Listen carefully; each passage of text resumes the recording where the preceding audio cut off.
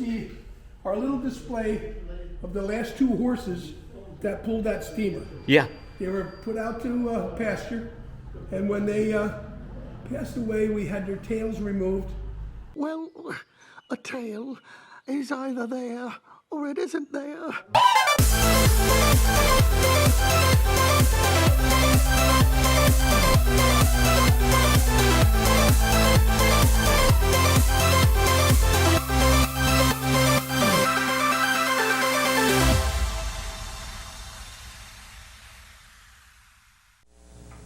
Local firefighters have said their final goodbyes to one of their own.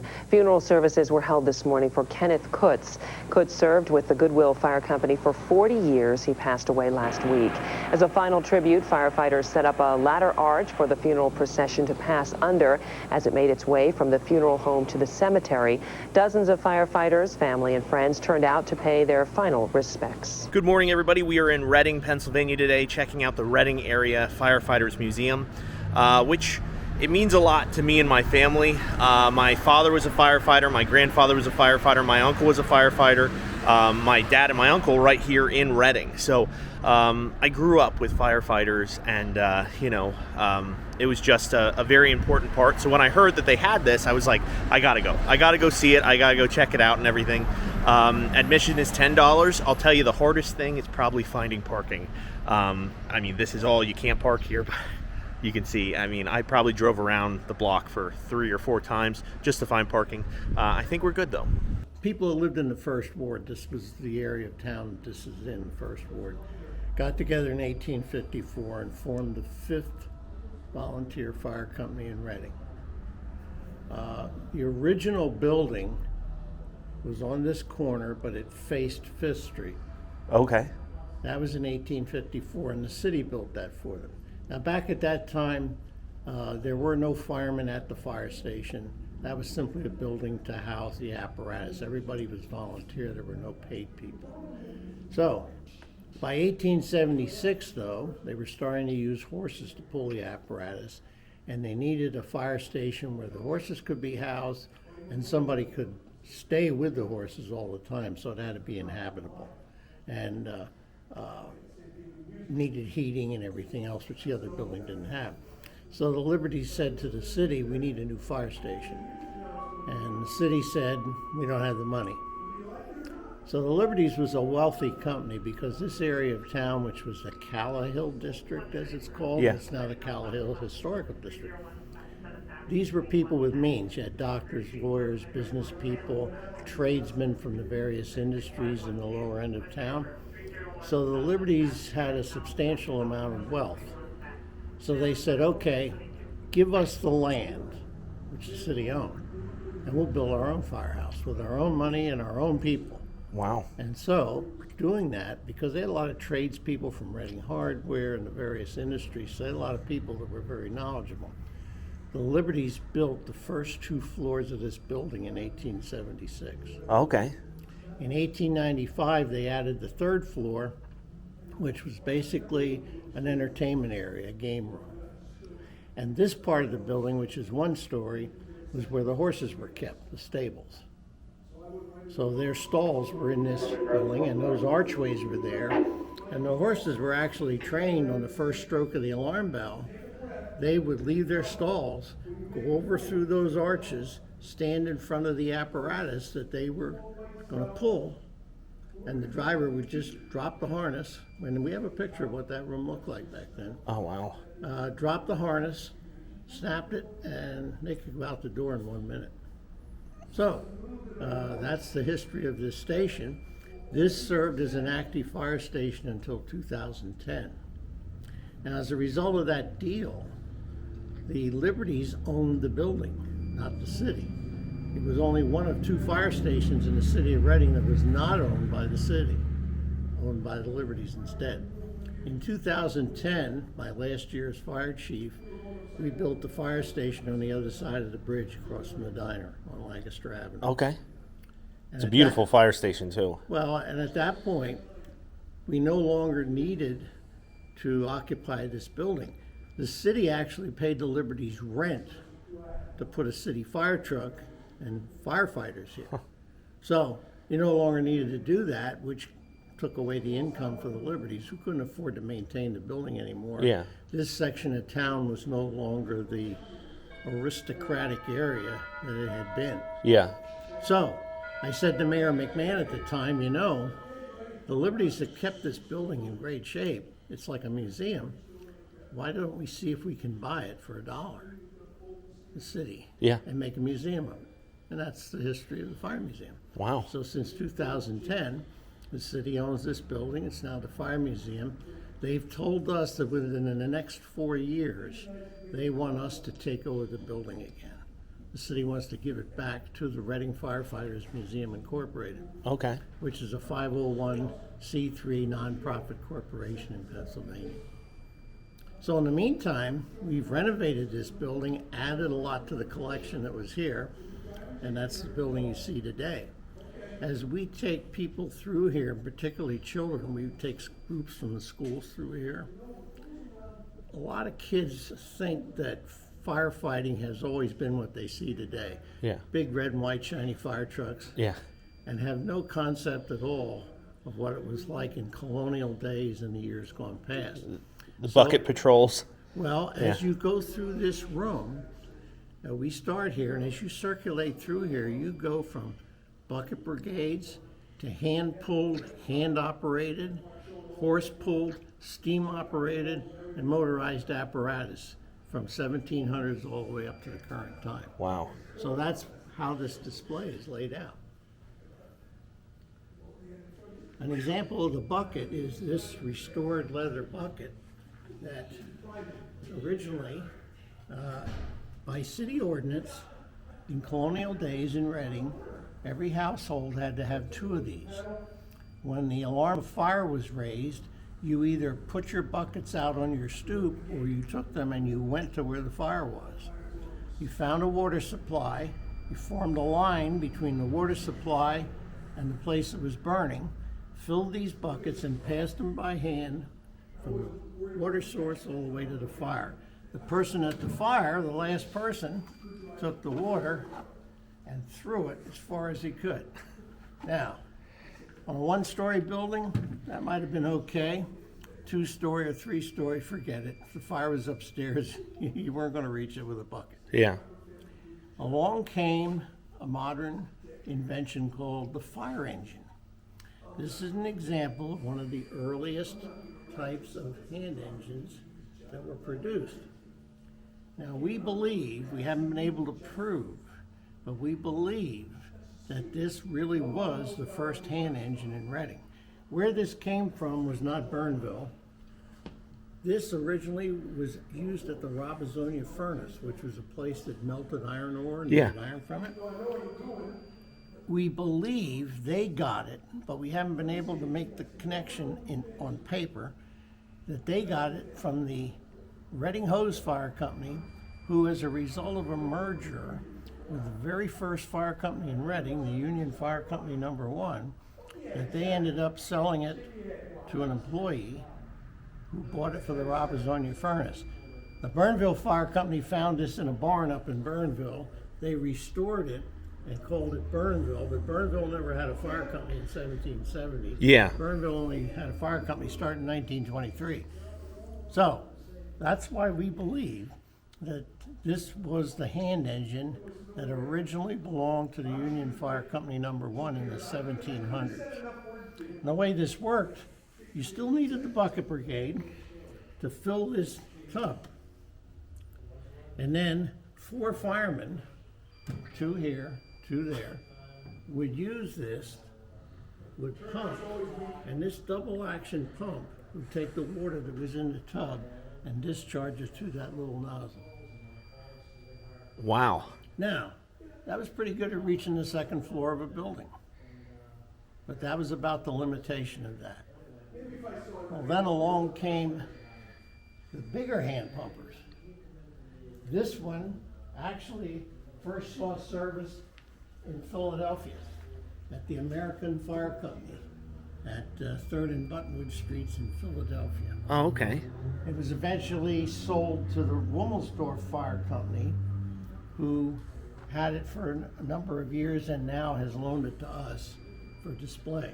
There are wheels for it, which are currently at a wheelwright in Lancaster County, an Amish wheelwright who's restoring the wooden wheels. Because after a period of time, wooden wheels dry out, and if you start to move it, the wheels fall apart. Yeah. So they're, in fact, they're going to reinstall them next Thursday Oh, okay. after they've been renovated. But now, this, you also pulled this to the scene of the fire by hand. If you want an example of what that looks like, these Currier and Ives lithographs that are backlighted show you a group of firemen pulling a hand pumper like this. So that's how many people it took. Wow, that's a lot of people. So is that when it stopped being like a more of a civilian job? Well, this is why it required about 100 people. First, you had to pull this to the scene of the fire. When you got to the fire, these handles open up, these platforms open up, and it took 20 people to pump this engine. 10, 5, 5, 5, 5. Now, that was a very rigorous, labor-intensive exercise because you're constantly pumping. Yeah. You needed another 20 people just to spell them off when they got exhausted, and you probably needed another 20 on top of that. Yeah. So it took a lot of people. When you're pulling this apparatus to the scene by hand on streets that weren't paved, drifted with snow in the wintertime, no salt trucks, no snow plows, it was very labor intensive.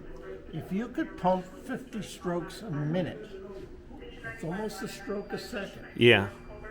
You could discharge a stream of water to the height of a 3.5-story colonial building through that nozzle or play pipe, as it's called on the top. So, at most, you could probably deliver about 125 gallons of water a minute. But you had to keep the tub supplied with the bucket brigade until, in 1821, in Reading, we got fire hydrants. And now the fire hydrants could supply and fill the tub instead of the bucket. So you didn't need the bucket brigades anymore. Oh, gotcha. But you still needed the people to pull it and pump it. Yeah. Now, just to digress for a minute, everybody believes in Reading that the Rainbow Fire Company, which is the oldest fire company still in existence, was established in 1773, and therefore it was the first fire company in Reading. It was not. First fire company in Reading was in 1771, and that was the Union Fire Company number 1. It was a bucket brigade company, and that is the original.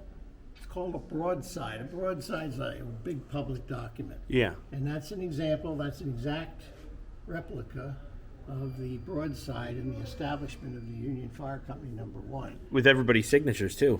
Yes. Wow. Dr. James May was one of the signers, and this is his bucket. Well, that's cool. And they also carried salvage bags because they would put belongings of value, jewelry, the bed key, which was a very important device because bed was one of the most important things back in those days. If you didn't sleep, you couldn't work. Yeah. So to take your bed apart and get it out of the building that was on fire was very important. So these are artifacts from the Union Fire Company number 1. Now, what we always say to the kids especially is, now think about this. In 1771, this was not the United States. This was still a colony under Prince George from England. It wasn't until 1776 that we became the United States. So this was 5 years before the United States. 5 years before the, Declaration of Independence. Exactly, which it sort of looks like, interestingly Well, enough. the Declaration of Independence was originally written on a broadside. Oh, okay. So it's a very similar document because those were popular documents in Europe Yeah. during the 17 and 1800s. It was like almost like a newspaper, and it was published and it was displayed in a prominent place so people could read the news. And in this case, this was the actual charter of the Union Fire Company. Wow. Now, the Union Fire Company had a hand engine, and we know that because when they merged with the Reading Hose Fire Company later on, the deal was the Reading Hose was going to provide the hose and the Union was to provide the engine. That's why we believe that is the hand engine that belonged to the Union Fire Company, but we haven't been able to make the physical connection with documentation. Gotcha. But it's circumstantial evidence, Yeah. as you say. And is this all firefighters that had served at one point, or is this the rainbow? Well, there's a lot of you'll see a bunch of these in the front room from the Liberty Fire Company. What the fire companies frequently did back in that time, they would take their membership. In the case of the Liberties, where the membership was so great, there were hundreds of members, they drew lots to see whose picture was going to be on the collage. And then the photographer made these collages showing the individual members, their names, and the firehouse at the time. That was the original Rainbow Firehouse, not the one that's there today, but the one that used to be at 8th and Court. Now, these cabinets are just artifacts from the 14 fire companies that eventually became the Reading Fire Department. There were 14 companies. Each cabinet has artifacts from 3 or 4 different companies, and they're listed on the top. And you could spend a whole day just looking at individual items. And Oh, absolutely. Jeez. What were the gavels for? Were those for Meetings. just meetings? At the meetings, you know, we still use it today when we meet here every third Thursday. Oh. They use the gavel. The trumpets, we have a lot of those. They were, I call them the forerunner of the walkie-talkie. Before there were any radios, at the scene of a fire, the fire chief or the captain of the company would use these to shout orders. Now you'll see them carried in firemen's parades upside down with flowers in them. Ah, Now, one enterprising fireman said, well, if you put a cork in this end, that holds a lot of beer. So he was the last volunteer chief. And the Liberties, he told his wife, who became his widow, he said, if anything happens to me, I want the Liberty Fire Company to have my stuff. And so we have his helmet, we have his trumpet, we have his parade belt from his home company, which was the Fairmount, although he was chief of all the companies. And this portrait was painted by a local artist named Howell, who did it from a black and white pre-Civil War photograph. oh, I see it right there. He did the painting in oil. Now, that hung in the front room here for so long that from cigar smoke and sunlight, you could barely see his face.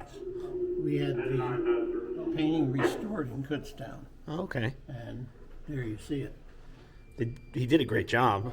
And that's the helmet right there, right? Yeah, minus, we don't know what happened to that emblem in the center. That's missing, that star shape. We don't know what happened to that. You can see where it was fastened, Yeah. but we have the rest of the helmet. Wow. The Liberty Fire Company here participated in his burial services at the Ivy Hill Cemetery in the Germantown section of Philly. And if you go there, you'll find this monument, and there is a tablet that says the Liberty Fire Company of Reading participated in that. I'll have to go see that. Yes, yes. Now, coming up with the apparatus, there's 2 things that I think revolutionized the fire service and improved the way we do firefighting. The first one is the pumping. The hand pumper, as I told you, took 20 people pumping a stroke a second, to deliver about 125 gallons of water a minute. The steam engine is now pulled to the scene by horses, so you didn't need people to pull it anymore. It only took one person that sat up in the front to drive the horses. When he got to the fire, that person became the operator of the steam boiler. The steam boiler could generate enough pressure. This particular engine is a Class 2, which classes are based on how much water they can pump. This is a Class 2 steamer that can pump 750 gallons of water a minute. Wow, that's a lot more than that one. And only one person to do it. Yeah. Drive it and operate it. Now, this paved the way for many cities to have paid fire departments, because now all you needed was a crew of 4 or 5 people, and you could go to a fire, place 2 hose lines in service and only need 5 people. So, now, it took from a dead start to build up enough steam pressure to pump. You needed at least 30 pounds pressure. And that was to start pumping water. To pump 750 gallons a minute, you needed 80 pounds. But you could get started at 30, but it took about 15 minutes to get up enough steam pressure to start pumping. This is the last steamer in the city of Reading from the Union Fire Company number 13, not the Union Fire Company number 1 that we talked about earlier. Yeah. This company kept the water in the boiler hot by attaching it to a hot water heater in the station. Oh. So as they pulled out, this coupling would break away and the water was already hot. So now, instead of 15 minutes, 8 or 9 minutes, you could have enough pressure in the steam boiler. So it cut it in half. Yeah. Wow. Now, I said you could deliver 750 gallons a minute. With that hand engine, you could put water on the roof of a 3.5-story colonial building. The test of a steam engine in Reading was to be able to throw a stream of water over the steeple of the Trinity Lutheran Church, which is 215 feet. Yeah. Wow. So that's why I think the steam engine revolutionized how we put the wet stuff on the red stuff. Yeah. Water on the fire.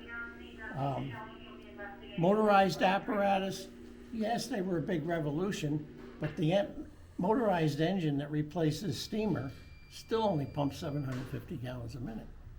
So this, I believe, was the biggest change when it happened. Reading's first steamer was in 1860. That was before the Civil War. Most of the companies converted to steam in the 1870s and the 1880s. And that's when they were started using horses to pull the apparatus. The driver sat up on this little seat. He had a foot gong he could ring, and this is the brake.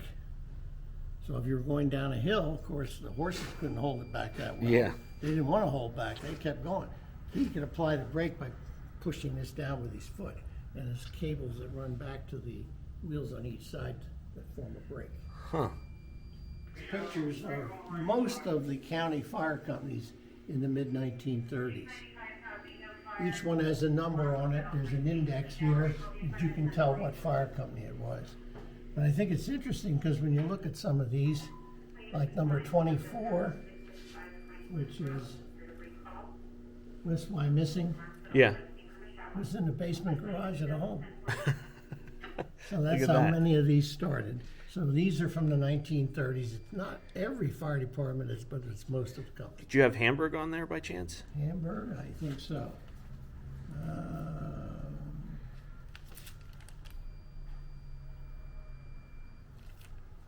Yes, number 35. 35. Oh yeah, the really old looking one. Yep. Yeah, sepia tone, faded. Yeah. Yep. Yes, that's the original Hamburg company. Wow, and then Shoemakersville was 12, I believe. Yes, it is. Wow. But at one time, the Reading Fire Department was the only one that had a scuba team. Had the big boat, which we call the Lark, that was able to drive out of here and go down and drive right into the river and then drive up the river. So they were very helpful in rescue and recovery of drowning victims. And when was this disbanded? Or About 2 years ago. Oh, really? The Lark used to be parked in this garage. Oh, okay. And also we had a scuba truck, and that was the first one.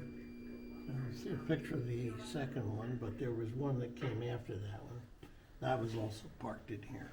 And the cascade system, which was used to recharge the scuba bottles with air, was also located here.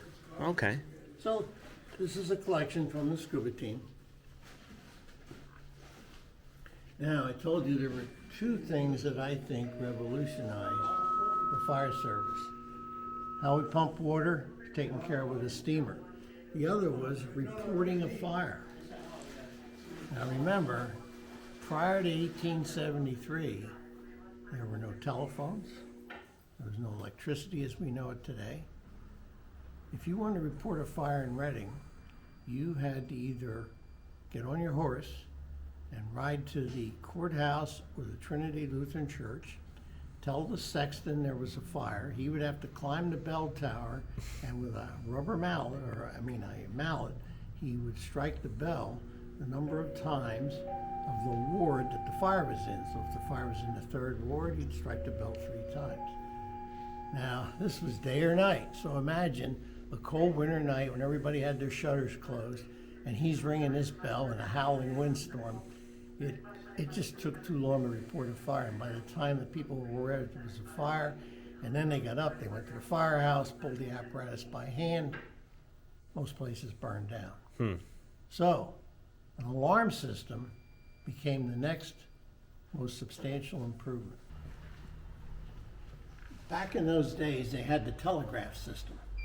And the telegraph system, as you know, was a way of sending messages by dots and dashes, which corresponded to letters which made words, and that's how you would transmit information. There were 2 gentlemen attending a seminar in Washington, D.C. at the Smithsonian Institute on telegraphy. There was a seminar on telegraphy. One guy was a clockmaker.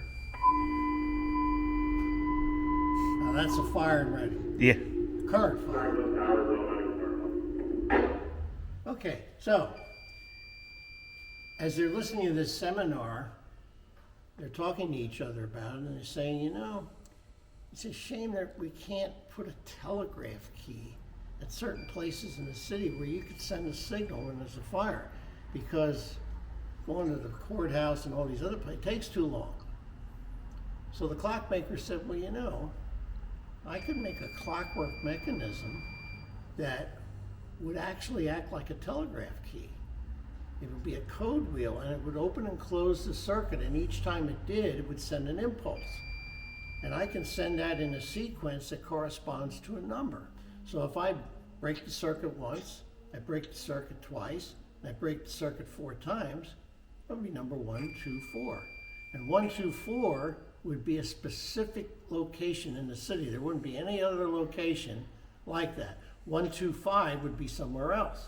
1, 2, 3 would be somewhere else. So in Reading, 1, 2, 4 would be 4th and Spruce Streets. So if you activated this clockwork mechanism and connected it to the firehouses, you could ring a bell, you could punch a tape, number 1, 2, 4, and they would know there's a fire somewhere near 4th and Spruce. So that's how they invented the system, and go ahead and turn in the alarm and you'll see what will happen here when you do that. Yeah. This would be the firebox at 4th and Spruce. Pull down the handle, push down the lever and let go. Okay. And this is what registers here at the fire station right away. Wow. So in real time now, you're reporting a fire at 4th and Spruce. Don't have to run anywhere, don't have to go anywhere. The person just has to be at 4th and Spruce to activate the alarm box. You look up on the chart, 124 is 4th and Spruce. Wow. So every alarm that came in was the same way. The number of strokes and punches on the tape is equal to a number. That was really ingenious. No electricity, no telephones. Imagine, this is a substantial improvement. The first stroke of that bell, the stable doors would open and the horses would trot over and get into their respective apparatus. So the horses were ready to go even with the bell. They were trained to do that. Wow, that's crazy. Show you a picture of that. We were standing in this room 125 years ago, 1900. That's what it looked like. There was the steamer, there was the hose wagon, those were the harnesses, the horses got underneath, driver pulled the strap, they were hooked up, ready to go. It's ingenious. Now, you notice under the steamer sits on a track. Yeah. Well, these are the original doors for this station from 1876. Now, the old doors used to open out, these go up, but the width of the door is the same. Now, you don't have a steering wheel. So, when the horses start to pull out, if they lurch to one side, the steamer could drift over and hit the doors. So the track keeps it going straight out the doors. Okay. And when they come back, now, most horses weren't trained to back a steamer up. Now, I've seen a video recorded in Buffalo, New York, of horses backing a steamer into a station, but that was very unusual. Yeah. So when they got back, they would line up with the track, and the members would push the steamer back on that track into the, so track straight back in. So that was this room 125 years ago. And you see that little windows up in the corner. And you can see overhead the steel beam. Oh, yeah. Yep, that's this room. So how did they deal, this may be a silly question, but how did they deal with like horse fatigue? Like if there was a bunch of fires back to back, like it was just one of those crazy days. Well, number one, in the hilly areas of the city, horses could give out. And they just have to stop. Horses also got sick and couldn't respond.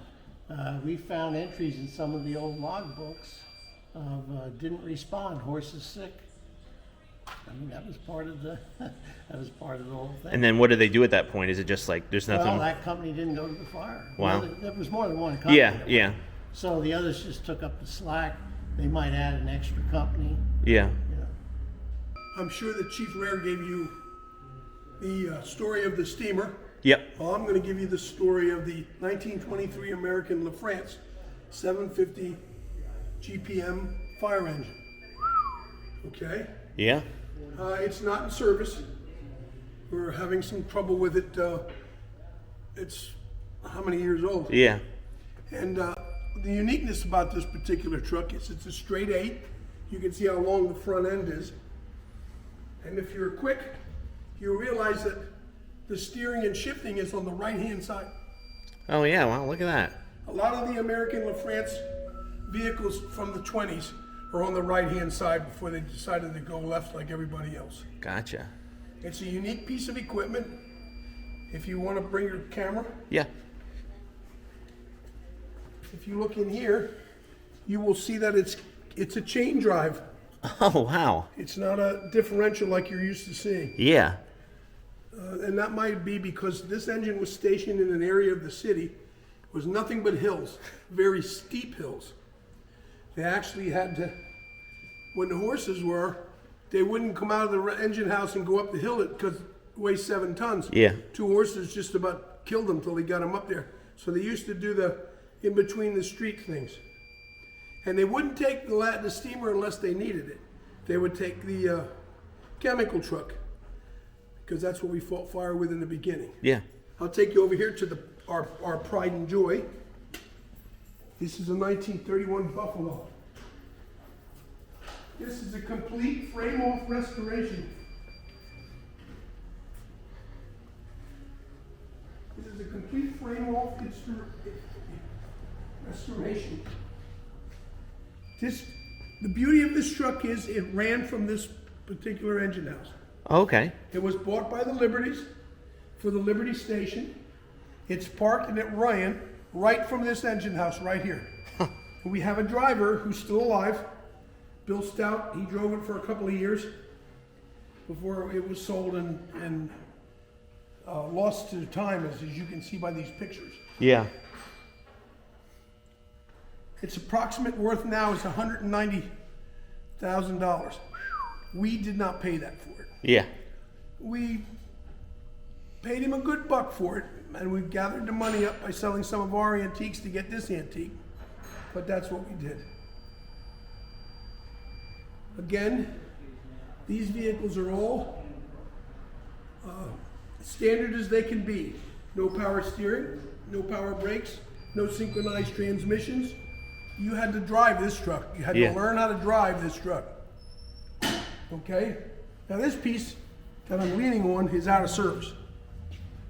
This is our normal parade ride, but we're getting some transmission work done to it.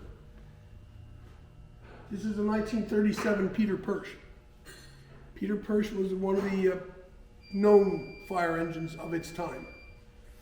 And second gear sort of gave us the fritz, so we're working on it.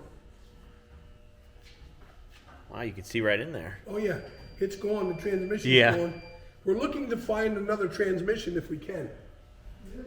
You will see our little display of the last 2 horses that pulled that steamer. Yeah.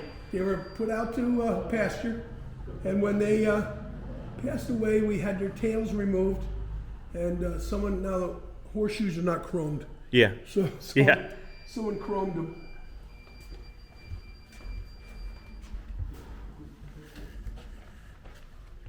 This is affectionately known as the parlor. I always want to make note of this. That very picture is the original members of the Liberty Fire Company when it formed in 1854. We sent that picture out to have it completely cleaned and redone. They repaired the frame and they cleaned all the pictures up. So it's and if you take a look at that pen and ink picture, you'll see that that's the Liberty Fire Station, the same station we're working in, with a 3rd floor. Oh, okay. I'm going to show you a picture without the 3rd floor. All right. This is our display cabinet. We're right now displaying the ambulance corps from the city.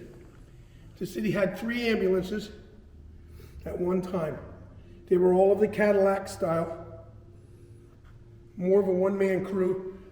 It was a grab and go. Yeah. That was the way of the world at that time. If you couldn't get a police officer, maybe you could get a nice guy walking down the street, give you a hand, throw the litter in. Yeah. Okay. It was 90, 95, 96, and 97. 95 was the Reading Hose. They had an ambulance. 96 was the Junior Fire Company. They had an ambulance.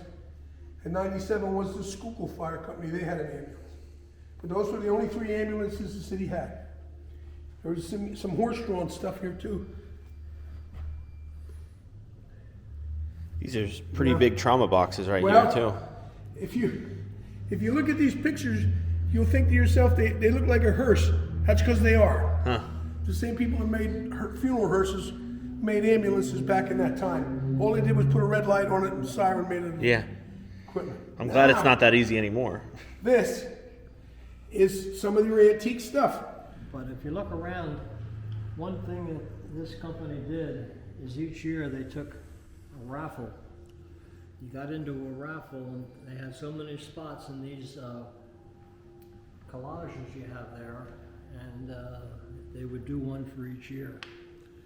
Now, when we get upstairs in the meeting room, my grandmother, I used to live with my grandparents, my grandmother said, well, your great uncle was a member of the Liberty Fire Company, and sure enough, for 1899, he was in one of these collages. Oh, really? In the picture, yeah. Is he in one of these, or is it upstairs? No, it's Upstairs. in the meeting room. I'll show you when we get up there. Yeah, I saw these keys that are like melted together. This looks. Yeah, this was the Reading hardware fire. And of course, obviously, those keys started as a pile of keys, and of course, with the fire, they got all fused together. So, Such an interesting artifact, you know, like you don't get that without a fire happening, and it's Exactly. it's weird. here you can see, here's a fire bucket that was obviously reconditioned, and it's all but brand new. And then this was a fire bucket that was used in service, you know. When the fire buckets say, each homeowner had to have at least 2 fire buckets.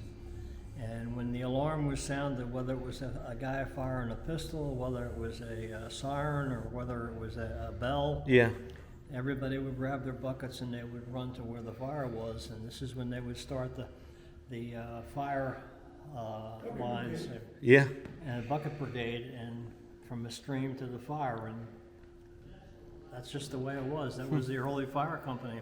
That's an old picture of the Junior Fire Company. Oh, wow. I was a member of the Junior Fire Company. John, show me my uncle, my great uncle. Where is he? Right there, three up. 3 up and 1 over. Right there, no. This That's one. it. That's him? That's my great uncle. Wow. Now I pulled your leg, it's not my great uncle. Oh. I just take him on as my great uncle. Oh. He's got a wonderful handlebar mustache. That's all it takes. I mean, the resemblance is uncanny. It is. It is. It really is. Yeah. Here you look. These were fire helmets for the City of Reading Fire Company. Each station in the city, 14 stations originally, had a number from 1 to 14. And they were all numbered. These were metal helmets, some of them. Some of them, the older ones, were leather helmets. And probably at a yard sale, one of these helmets about 20 years ago would have gone for $5 or less. Really?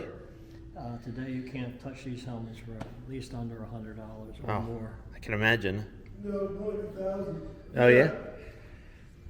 They're commonly known in the fire museum world as a high eagle. If you take a look, it's an eagle that's holding the shield on. Except for that one and two. The Hamden station has a wolf, and the Keystone station has I don't know what I want to call it, a sea serpent. Yeah. Now, those two particular helmets are worth a great deal more money because they're not run-of-the-mill. They're not high eagles. You're looking at thousands and thousands and thousands of dollars. This gentleman collected these all on his own, and when he was getting older, he was going to retire as fire chief, a little area called Morgantown, Pennsylvania. Yeah. He called and asked them boys if they wanted it, and the kids said, "No, we don't want that junk, Dad." His next call was to the fire museum, and I'm very proud to say that myself and a handful of other guys in my pickup truck, we went down and got that captain and that captain and all the helmets. He's very glad to know that we have them. Oh, I'm sure. This window is sort of our anemic World Trade Center disaster. And pictures there. This is the people that were in the airplane in central Pennsylvania that was taken over by a hijacker. And they wrestled the hijacker away, and of course it went down and crashed in central Pennsylvania. Yeah, I visited that memorial. I don't know if you've ever. Yeah, that's well done. Yeah, extremely well done. And this is an actual piece of the World Trade Center? Correct. Yeah, if you go to a lot of museums, especially fire museums across the country, probably everyone has a piece because this is what they had to cut the pieces down Yep. to take it to a dump somewhere else. So, City of Reading over the years, for the number of fires that they have, we're very, very fortunate. The line of duty fire deaths are very low. This particular one, this fellow Donald Jacobs was a volunteer at the Washington Fire Company. Paul Hoffman was a driver and Terry Royce was a driver. And they responded to this fire, and they were, matter of fact, it was the YMCA, and they were coming down the one staircase. Fire was in the lobby, or part of the fire was in the lobby, and it flew up the staircase just like it acted like a chimney. Yeah. And it caught Donald, and he was bringing a victim down. And Paul and Terry were coming down the steps in back of him. Paul got hit with that. He backed up, flew him against the wall, and at the wall, he was at a fire escape, and he found himself out of the fire escape. He turned around and grabbed Terry and pulled him out. So those two had some burns, but they were alive. But Donald passed away in that fire. Oh. And what's this axe? Is this was damaged? the axe that Donald Jacobs had. Okay, and it was a fiberglass handle. You can see what happened there. Yeah. And this was the air pack cylinder that he had on. Jeez. So, That took 60 seconds. what was that? 60 seconds Okay. for that to backflash and kill those 3 pedestrians and a firefighter and burn 2 other guys. Yep. Jeez. And like I said, for the number of fires in the city of Reading over the years, we've been very fortunate as far as very, very few line of duty deaths with firemen. So, one of the things, and when we get upstairs, you'll see it more. Years ago, probably in the late 1800s, probably through 1920 or 1930, fire companies would visit one another, whether they had a new building for their fire station, new apparatus or whatever, and they would have a big get-together. And it was custom that each fire company would bring a gift to the hosting fire company. So that's how some of these trumpets, these weren't in-service trumpets, these were never used on the fire ground, but you see all the engraving they have. Oh, yeah. Couple, and we have some more upstairs, which I'll show you. But years ago, you could have probably picked one of those up at a yard sale for 10 or 12, 50 bucks. Yeah. Now they're well over 100. What do you think that is, that they became so? Do you just think, like, our ideas about firefighters have changed? Like, maybe in the 90s we were sort of laid back after 9/11, then we became more like, these are all heroes. Well, I don't know. It's hard to say. Yeah. I don't want to pinpoint it to one thing or anything. I got you. It's a hard question. I was just curious, because why would it be worthless a few years ago in theory, and now it's, Well, worthwhile? It's like, well, I guess people are saving things more. yeah, There's more museums around like ours yeah, that, want to have some of these things. that's fair. And it's just, prices of everything went up, and of course the Yeah. prices for that went up. Yeah. And what's this? Is this for coffee or? Some of these were tea services. This is probably for tea or coffee.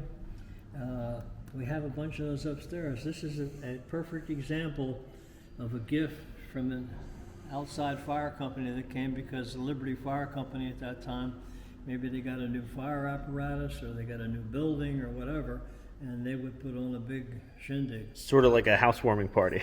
Exactly. Exactly. That's a nice gift, too. I don't know if you remember back, what the heck was it? Was he in the late 80s? They had a Pennsylvania State Fire Commission, our conference together in the city of Reading. And that's where we got some of this stuff. Because every fire company would come in, they would bring gifts.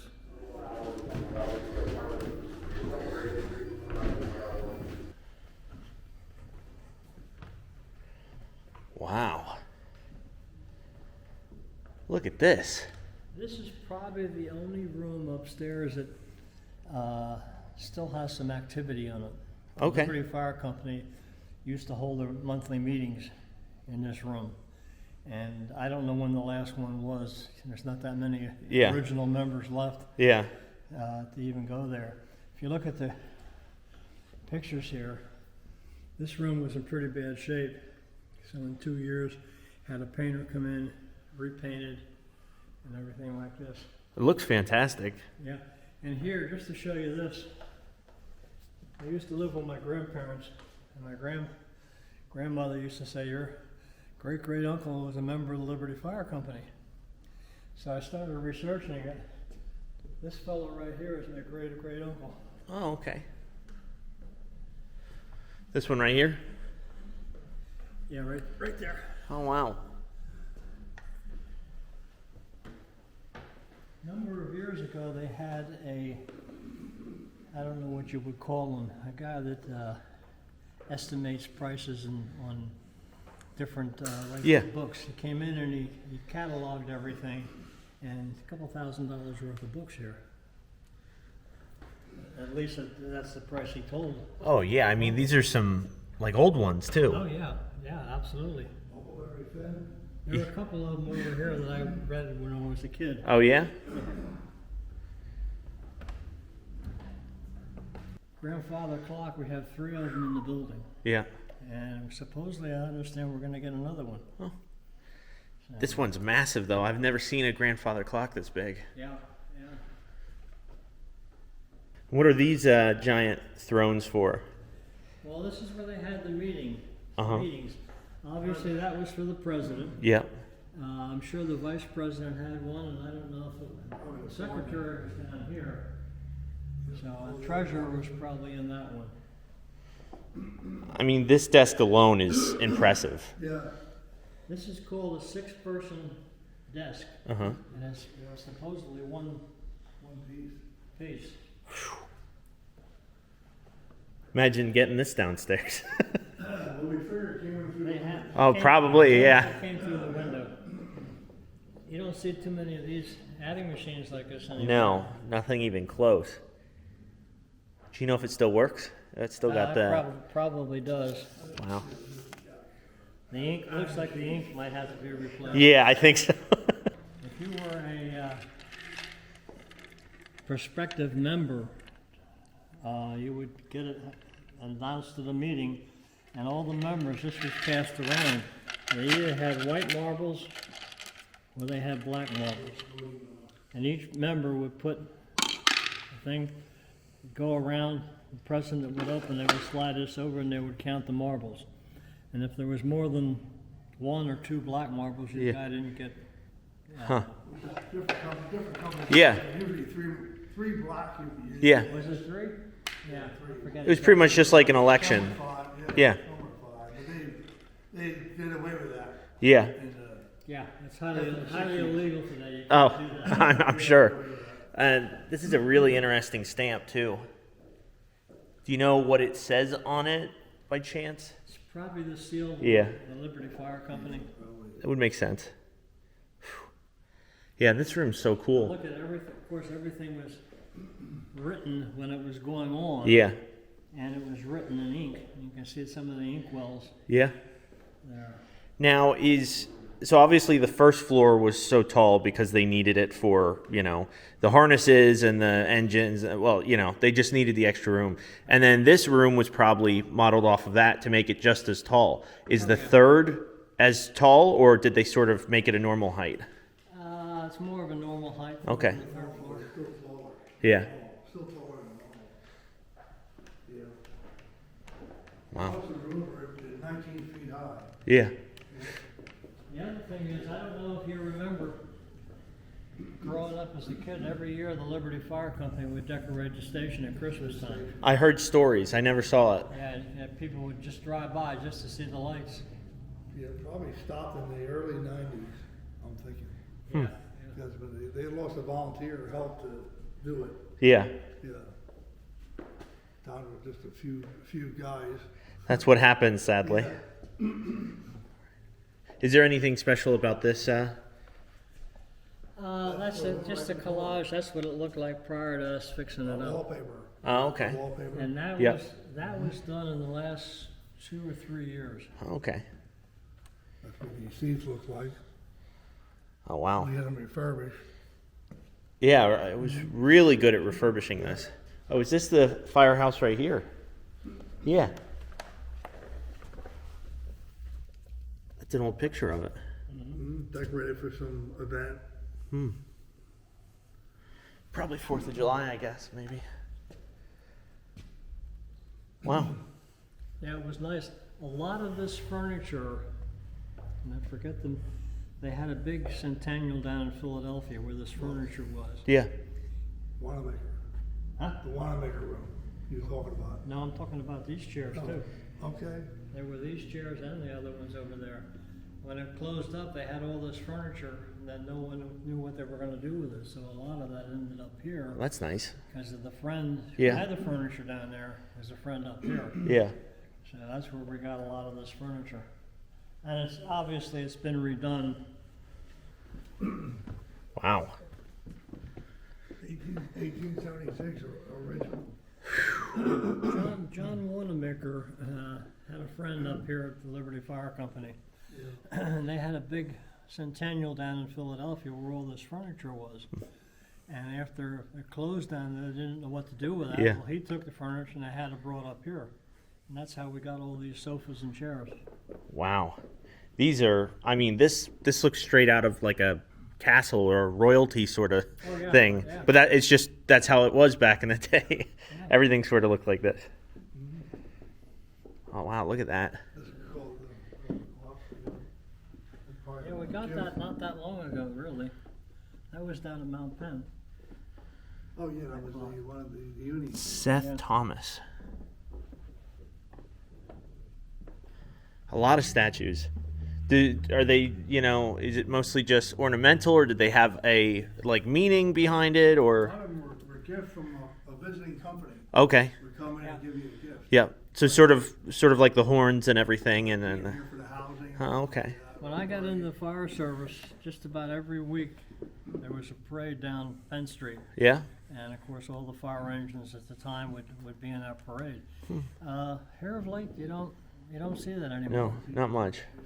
Okay, so this is sort of like what we just saw downstairs, where, you know, these were gifts as well. These were all gifts. Yep. Tea or coffee. You don't even have to lift it. You just pull it forward and it hinges. That's cool. Yeah. Yeah, this is the one I like here. I like these two. Oh, yeah. The punch bowl. Oh, look at that. Is really nice.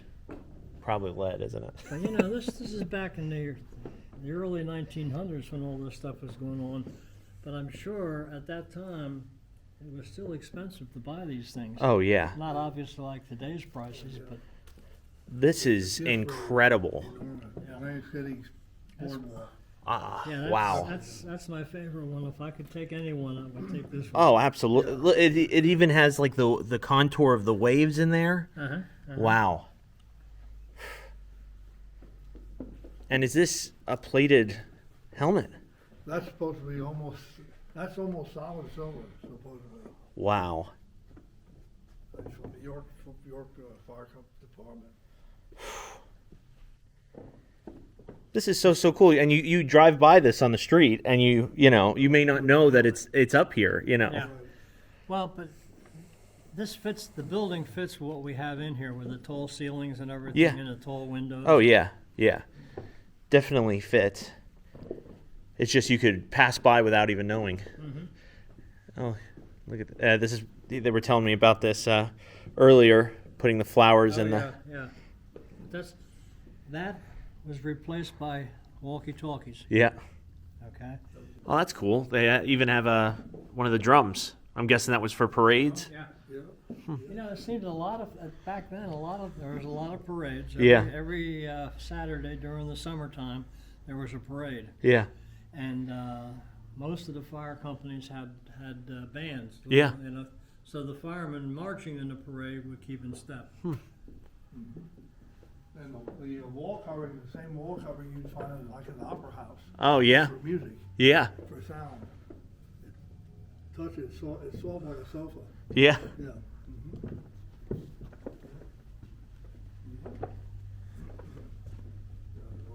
Oh, yeah. Wow. Well, thank you guys for all the info. It was extremely informative. Yeah, I absolutely learned things that I never knew before. So, and you have a wonderful place here. I hope, you know, you guys get the funding for the elevator and everything. I know that's an uphill battle, but it's important because I'm sure there's a lot of cool stuff up there. Yeah.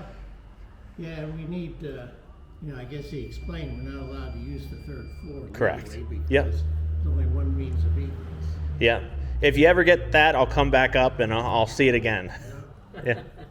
Yeah, well, a lot of the stuff that's displayed out here now in that room used to be upstairs. Oh, it was. Okay. So it's still able to be seen.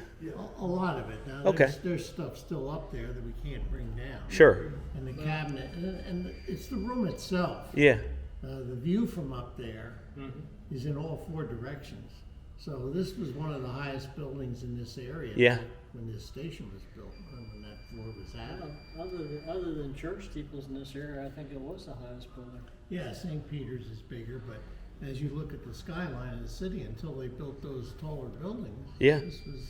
this is a 3-story building equal to 5. Well, thank you guys very much. I appreciate it. Okay, what's Well, that was really, really, really cool. I learned so much from that.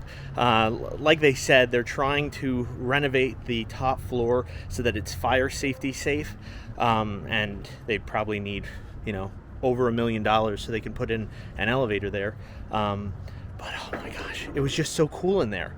And, you know, for the price of $10, like, you know, and they didn't charge me anything, and I gave them a donation because I really believe in trying to like keep the history of firefighting alive. But you should definitely go check that out. Like I said, parking's really the only problem, but they guide you through the entire tour just like they did me. And it's just so involved, and there's so many things. I don't even think I saw everything. And it was so cool. So I do have to come back here so that I can see on the 3rd floor, because that sounded really, really cool with the pool tables and everything. But like I said, it's not safe, so I didn't go up. But yeah, I hope you guys enjoyed. I hope you come out and watch it. Thank you guys so much for watching, and I guess we'll have to see what we're doing next time. Bye.